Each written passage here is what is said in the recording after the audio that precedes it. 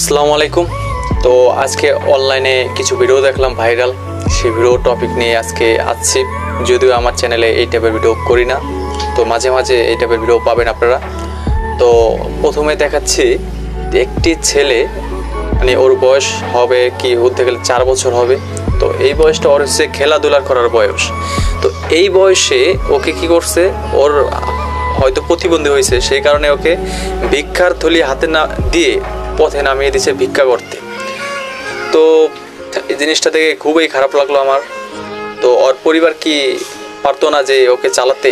তো এই বাচ্চার ভিডিওটা দেখে আমার মন থেকে খুবই খারাপ লাগছে, যে কারণে এই ভিডিওটা শ্যুট না করে পারলাম না।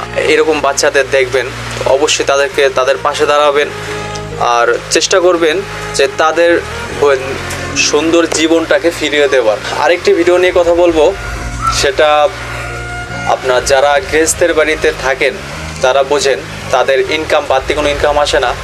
তারা কি করে, বাড়িতে কৃষিকাজ করে আর বাড়ি হাঁস মুরগি যা আছে এগুলো পালন করে আর এগুলো বিক্রি করে তাদের সংসারটা চালায়। তো এই বৃদ্ধ লোকটির ভিডিও আমার সামনে আসলো, দেখে তার আর কি বিক্রি হচ্ছে না তার মুরগিগুলো, সেই কারণে এই মুরগিগুলো বিক্রি করে হয়তো তার জীবিকা চালাবে। তিনি বাজার করবে, তারপর বাড়িতে নেবে, রান্না করবে, তারপর খাবে, এভাবে তাদের সংসারটা চলে। তো এরকম যাদের দেখবেন বৃদ্ধ লোক, অবশ্যই তাদের কাছ থেকে আপনার প্রয়োজন ছাড়াও জিনিস কিনে নেবে।